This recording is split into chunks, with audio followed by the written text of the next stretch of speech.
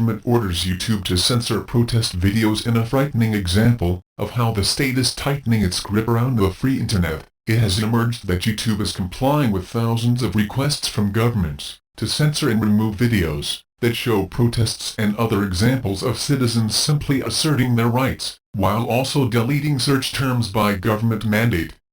The latest example is YouTube's compliance with a request from the British government to censor footage of the British Constitution group Lawful Rebellion protest, during which they attempted to civilly arrest Judge Michael Peake at Birkenhead County Court. Peake was ruling on a case involving Roger Hayes, former member of UKIP, who has refused to pay council tax, both as a protest against the government's treasonous activities in sacrificing Britain to globalist interests, and as a result of Hayes clearly proving that council tax is illegal. Hayes has embarked on an effort to legally prove that the enforced collection of council tax by government is unlawful, because no contract has been agreed between the individual and the state. His argument is based on the sound legal principle that just like the council, Hayes can represent himself as a third party in court and that Roger Hayes is a corporation, and must be treated as one in the eyes of the law.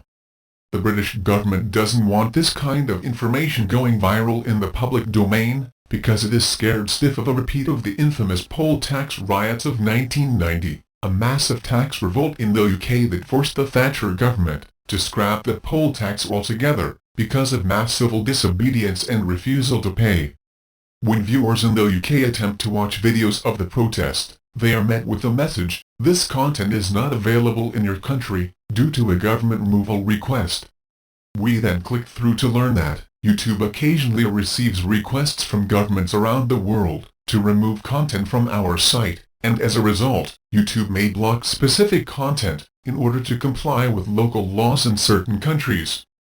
You can also search by country to discover that Google, the owner of YouTube, has complied with the majority of requests from governments, particularly in the United States and the UK, not only to remove YouTube videos, but also specific web search terms and thousands of data requests, meaning demands for information that would reveal the true identity of a YouTube user. Google claims that the information sent to governments is needed for legitimate criminal investigations, but whether these data requests have been backed up by warrants is not divulged by the company. Between July 1 and December 31, 2009, Google received 3,580 requests for user data from the United States government agencies, slightly less than the 3,663 originating from Brazil, reports PC World. The United Kingdom and India sent more than 1,000 requests each, and smaller numbers originated from various other countries. With regard to search terms, one struggles to understand how a specific combination of words in a Google search can be considered a violation of any law. This is about government and Google working hand in hand to manipulate search results in order to censor inconvenient information, something which Google now freely admits to doing. YouTube's behavior is more despicable than the communist Chinese, who are at least open about their censorship policies, whereas YouTube hides behind a blanket excuse, and doesn't even say what law has been broken. Anyone who swallows the explanation that the videos were censored in this case because the government was justifiably enforcing a law that says scenes from inside a courtroom cannot be filmed is beyond naive. Court was not even in session in the protest footage that was removed, and the judge had already left the courtroom. The real reason for the removal is the fact that the British government is obviously petrified of seeing a group of focused and educated citizens, black, white, old and young, male and female, go head-to-head with a corrupt system on its own stomping ground.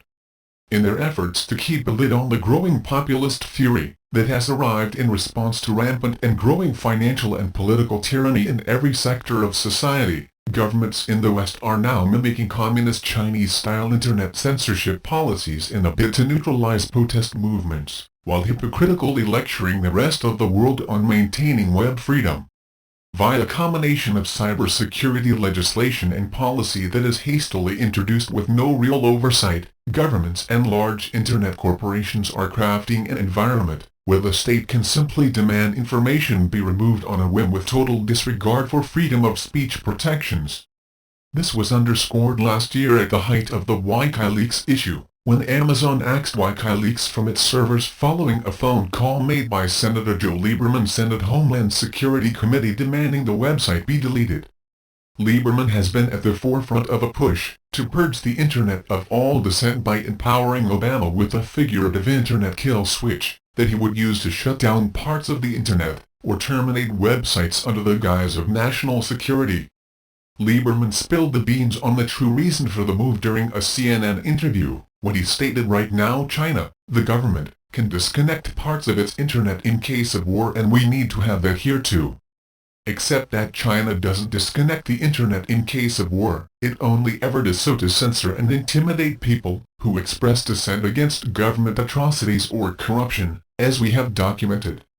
This is precisely the kind of online environment the British and American governments are trying to replicate, as they attempt to put a stranglehold on the last bastion of true free speech, the World Wide Web.